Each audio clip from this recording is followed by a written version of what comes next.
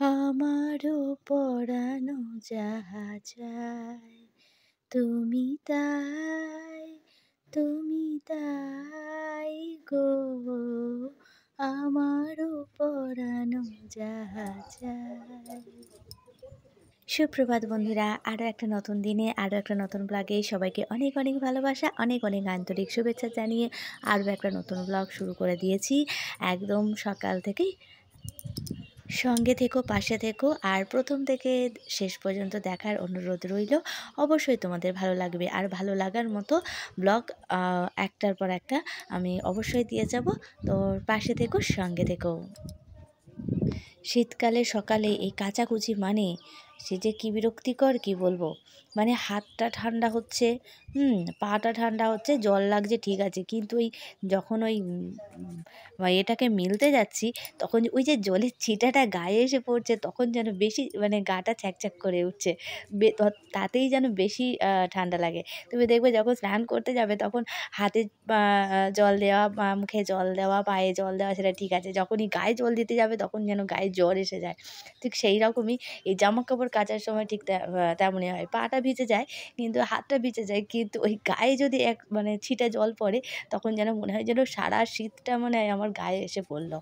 তো চলো যাই হোক, তোমাদের সাথে কথা বলতে বলতে আমার সকালবেলায় এই যে ছাদে এসে একটু রোদ পাওয়াটা কমে গেল। বিস্কুট করেছি আর ওদিকটায় পালিয়ে গেছে বাবার সাথে দুধ আনতে।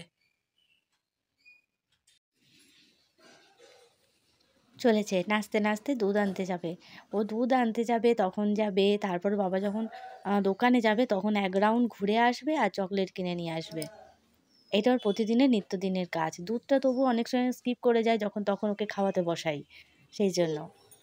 কি হলো ছিটিছে, কি হয়েছে এটা? হ্যাঁ হাত দেয় না, হাত দেয় না, দুষ্টু করো না। চলে এসে যে ছাদে, এই ছাদে পিকনিক হবে। হ্যাঁ, বাড়িতে যা আছে সেই সবজি সব নিয়ে এসেছি, কারণ ছাদে রান্না হবে না। এসছি আনাজ কাটার জন্য, রোদও খাওয়ানো হবে। আর এলাম নিচে, মেঝেটা এত ঠান্ডা লাগছে, নিচে বসে বসে আমি ছাদে যাই। ছাদের মেঝেটাও কিন্তু ঠান্ডা, কিন্তু রোদটা আছে তো। না না না না, আমি নিইনি, তোমারটা নিইনি। চলো দেখা যাক। পটল আলু তরকারি একদম গায়ে গায়ে করবো, আর উচ্ছে ভাজবো, আর ডিম আছে, দেখি ডিমের যদি কারি করে করবো, দেখা যাক। ডিম ভেজে যদি হয় হবে। চলো আজের এই শুরু করি। ছাদে পিকনিক করলে হয়, কিন্তু ওই যে সব গ্যাস ট্যাস সমস্ত কিছু ওপরে তুলে নিয়ে আসতে হবে। কে নিয়ে আসবে? ছুটির দিন হলে ঠিক আছে, আর রবিবার মানে ওদের ছুটির দিন হলে কি হবে, সব কাজ।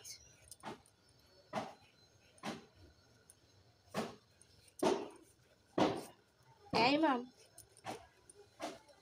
দুষ্টু করো না বাবা, ও আনাজ কাটতে আসছে।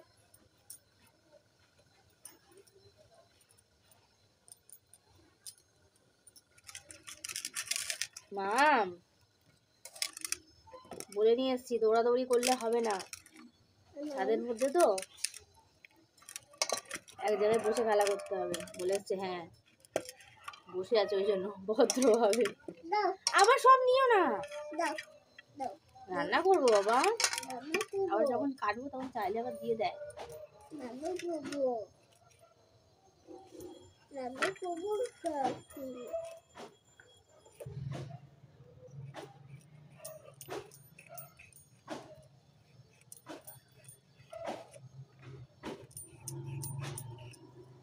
হনুমানটা চলে এসছে, পালিয়ে এসছি আমরা।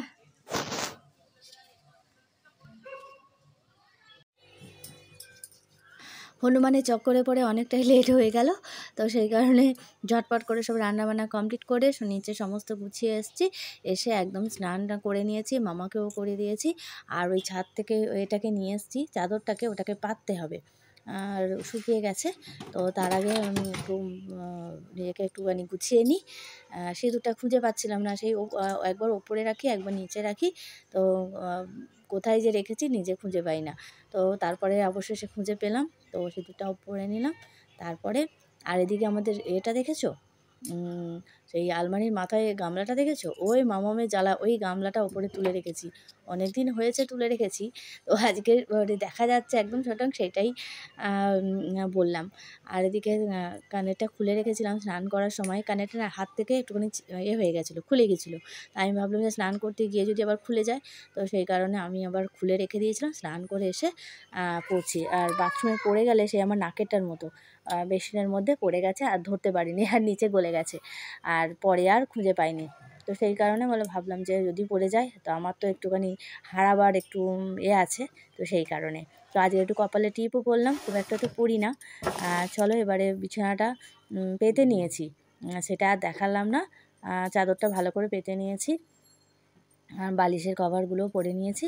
তো বালিশগুলো না কেমন একটা হয়ে গেছে, বালিশগুলো রোদে দিতে হবে, না হলে হবে না। আর আমি বেশি করিনি কেন, আমি নতুন বালিশ অনেক দিন ধরে নেব করছি, বাবুকে বলছি, কিন্তু বাবুর ঠিক মতন হচ্ছে না। তো সেই কারণে যাই হোক, চলো সুন্দর করে পেতে নিয়েছি চাদরটা। আর দাঁড়াও তোমাদের দেখাচ্ছি, চাদরটা আমি উল্টেই পেতেছি, কারণ সোজা পাতলে না একটু বেশি যেন ময়লা লাগে, আর উল্টে পাতলে না অতটা মনে হয় না। সন্ধ্যা হয়ে গেছে, মামা এখন ওঠেনি। সন্ধ্যা হয় মানে একদম সন্ধ্যা হয়নি, 5টা বাজে, কিন্তু 5টা বাজলেই অন্ধকার শুরু হয়ে যায়। তো ছাদ থেকে আজকে নিয়ে আসতে ভুলে গেছি, অন্যদিন নিয়ে চলে আসি তো অতটা মনে থাকে না, কিন্তু আজকে নিয়ে আসা হয়নি। চলো নিয়ে আসি, চলো তুলে নিলাম এই কটা। আর এখানে গাছে ফুলগুলো বিকেলবেলাটা করে কালারটা এত সুন্দর আসছে, খুব সুন্দরভাবে কালারগুলো আসছে, দেখতেও বেশ ভালো লাগে, এত সুন্দর করে কালারগুলো আসছে।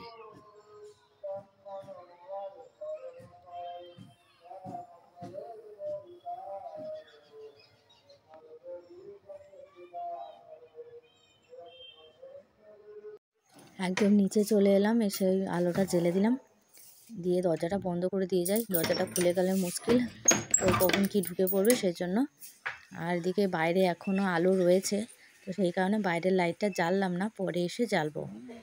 আর ফ্রিজ থেকে ওর একটু আপেল আছে, ওটা নিয়ে নিই, উঠে পড়লে আবার দিতে পারবো। একটুখানি ঠান্ডা তো, ওটা একটু রেখে দিলে ঠান্ডা ভাবটা চলে যায়, তারপরে খেতে দিলে সুবিধা হয়। আর এখানে খেলাটা দেখেছো, ফেলে দিয়ে চলে গেছে, এই খেলা যেখানে সেখানে পড়ে থাকবে আর চেঁচাবে। চলো করে যাই। এখনো তো ঘুম থেকে ওঠেনি, এবারে উঠে পড়বে,